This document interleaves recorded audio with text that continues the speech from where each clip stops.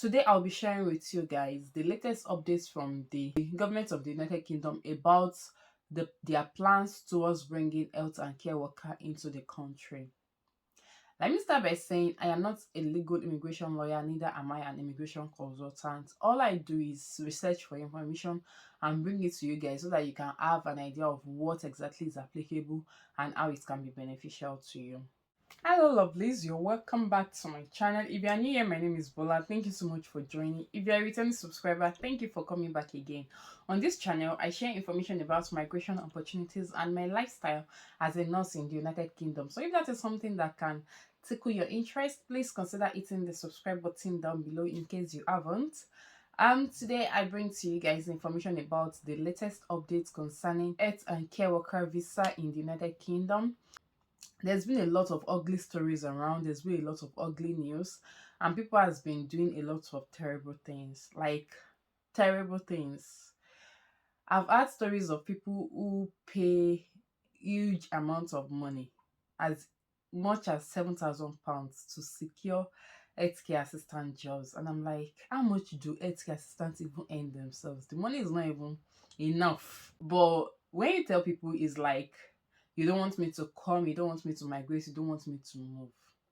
That is not the case. The truth is, we don't want you to waste your money. Because by the time you come here and you're in a lot of debt and a lot of people are dragging you here and there to pay their money, by the time you arrive in United Kingdom, you are realizing that the money is not even enough for you to, survive. Let alone now have extra to pay your debts. Okay, so which is the reason why I personally tell my people, those who message me or who reach out to me, that don't pay anybody to come in as healthcare assistants. You can do this by yourself. Just put your CV together, make your application by yourself, and put in all the effort, and it will come true. The truth is, it can be very discouraging, and if you are not patient enough, you will feel frustrated. But job application is not something that is easy. People say it's easy for nurses to come to UK, but if you talk to 90%, like if you talk to 100% of nurses, you will realize that 90% of them had to go through a lot of applications before they eventually got one interview. So it is not as easy as it seems, neither is it as easy as people portray it. The thing is, you will have to be patient, you will have to put in a lot of work. Now, I'm going to start by explaining why healthcare workers are very much needed in the United Kingdom. In case you don't know, something happened some years ago, which is popularly known as Brexit. Brexit happened, and that means that the United Kingdom pulled themselves out of Europe. So a lot of Europeans that were working in the UK had to leave the country. And this created job opportunities and caused staff shortages in the country. In order to meet up with that gap, the United Kingdom has decided to recruit people from overseas country to actually help, meet up with the requirement that comes with staff shortages, which is the reason why there's been a lot of job openings and job opportunities available in the United Kingdom. Because of this, they were recruiting actively and passively from overseas country. But sometimes WHO came up with the fact that recruiting from overseas country is causing drainage, especially in the healthcare sector for those countries. So that means that a lot of healthcare workers from those countries, which is tagged as red list country, are being brought into the United Kingdom, thereby causing a deficiency in those red list countries, which are mostly the developing countries. So because of this, active recruitment was brought to an end, and it led to what is called passive recruitment. So this means that you have to apply for jobs by yourself. So you have to do the application by yourself. That way, you are the one committing yourself to, relocating to work for a different government. And it is not that government bringing you forcefully to work for them, if you get what I mean. Which is the idea behind red list country and, not being able to get job as easy as it was before. And as a result of this, a lot of people have been trying to, put in all the effort and take all the risk and, just do whatever it takes to get jobs in developed country. Because obviously, when you're working in developed country, you have a lot of exposure, you have access to a lot of other things like I can't begin to mention in this video. Therefore, this desperation has caused people to lose a lot of money. People have paid huge amounts, exorbitant fees for agencies that are not even legal to bring them into the developed countries to work. Now I'm going to say that it is very, very illegal and wrong for you to pay anybody to give you a job. What you're supposed to do is apply for jobs, and these companies would actually sponsor you to come in. And that means that they will be the ones to bear the financial burden when it comes to bringing you to work for them. Because the truth is, you are doing nobody a favor. You are coming to work for them. You are not coming to do them a favor. You do your job, you get paid. That is how it works. So, what happens is you apply for the job. Once you get the job, you get a certificate of sponsorship.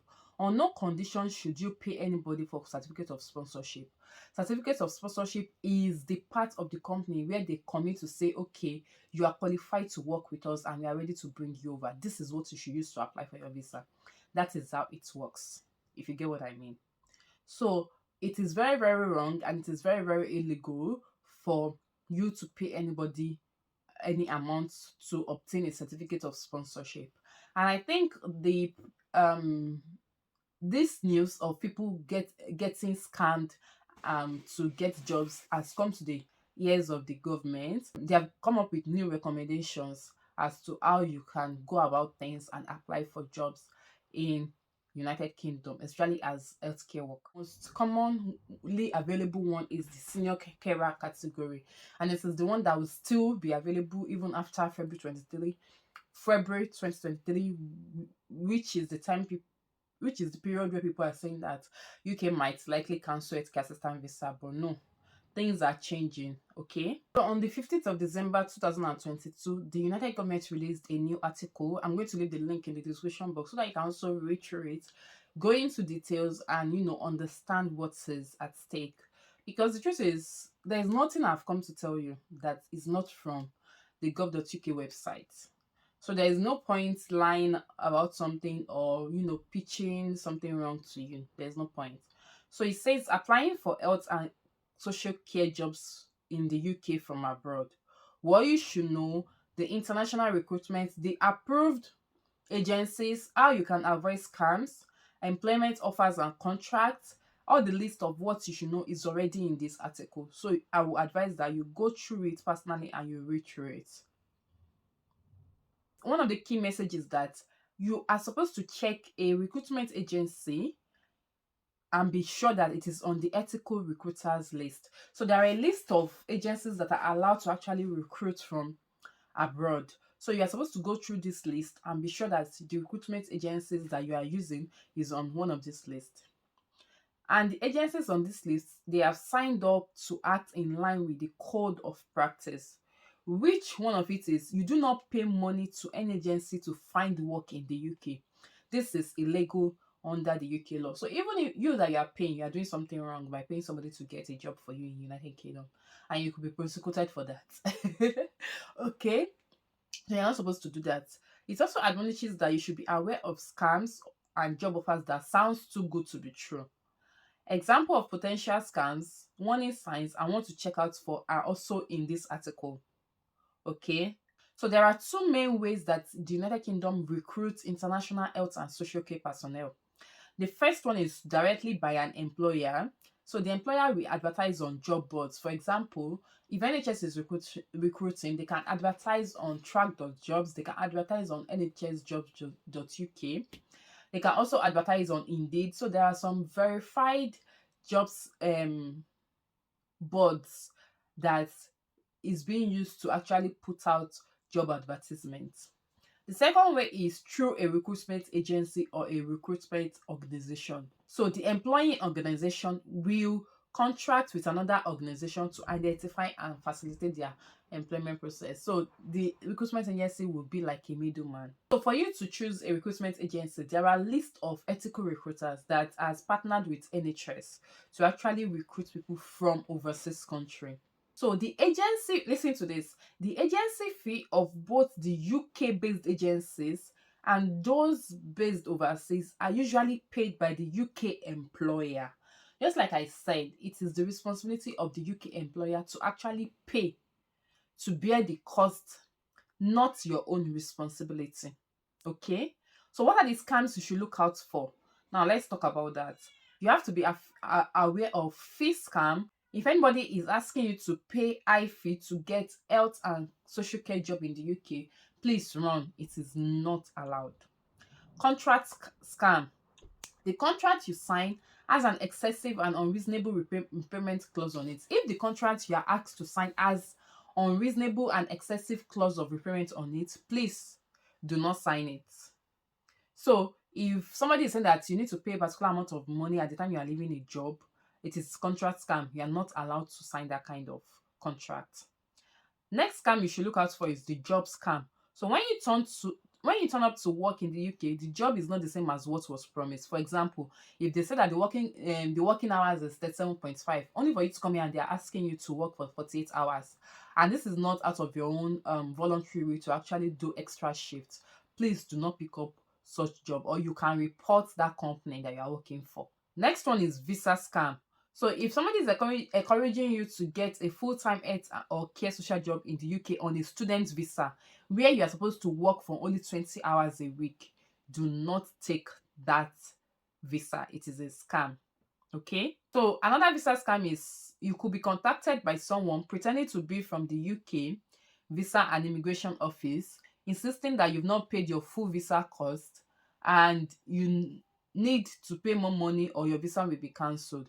No official organization in the UK will ask you to do that or bring money or bring details. It is also a scam.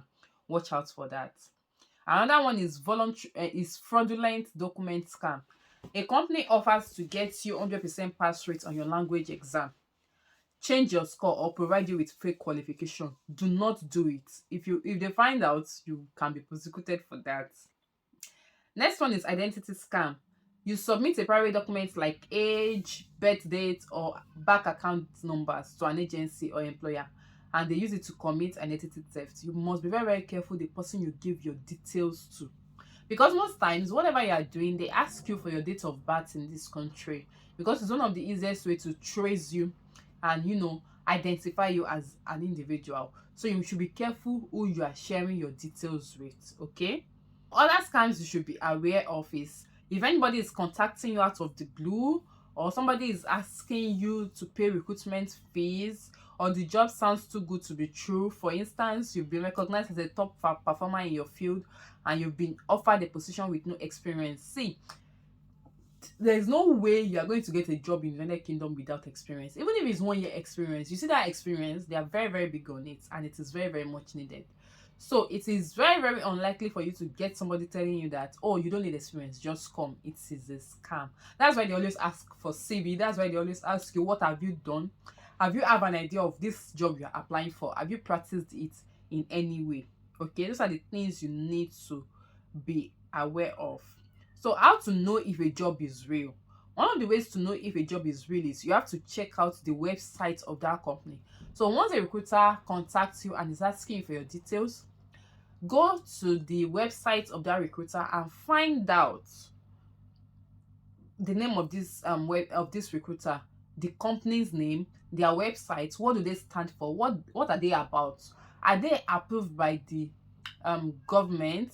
Okay, you need to find out all of those things. And there is also a link also known as company house website. You can use that also to find out about the legitimacy of a particular company. These are the things you can do to find out about if a job you are being called for is actually a legitimate one. So another thing you are expected to do is you should consider joining a trade union.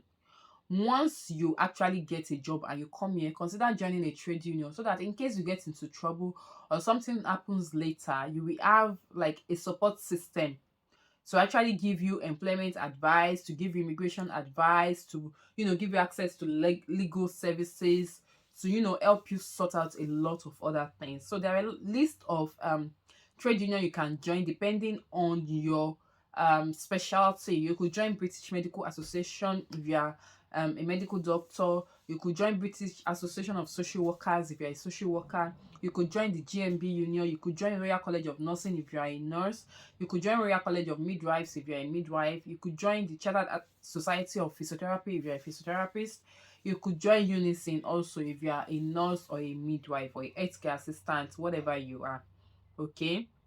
Another thing that the government is saying is you should make sure you get a job offer from your employer with details of your salary, your number of working hours, your location, any repayment clauses before accepting to travel to the United Kingdom. Okay, it is very, very important that you get all of those sorted before you come in.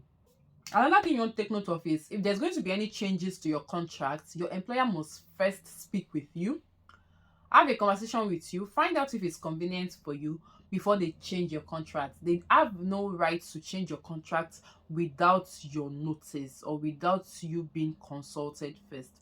So you should also be wary of that. So if you're also on health and care worker visa, you can work up to additional 20 hours a week with a second employer at a different location as long as the second job is in the same occupational code and at the same level as your main job or in a shortage occupation. So you cannot be a nurse and you are now going out to work as somebody else. Your second job should also be within the nursing profession. That is for example. Then, before you also sign contract letter, you should take note that your salary that has been stated on your employment letter is within the range of the typical salary in the United Kingdom. The truth is that there is nothing hidden. You could get every information you need online. So you will know that this is the basic um pay rate for anyone in the UK is 10.10. Okay, 10.10, that's the basic pay rate per hour. So before you sign any contract letter, if somebody is offering to pay you less than that, you should already know that it is a scam, there's something wrong, and you should run away. Okay, so you should also take note of that. Those are the basic things about this latest update concerning health and care worker visa. I'll also leave the article, the link to the article in the description box. You guys can check it out and read more, digest it and understand it. Okay, so if you have other questions, drop it in the comments and I'll be glad to answer them. Thank you so much for watching, guys. I'll see you in my next video. Till then, stay safe and stay blessed. Bye.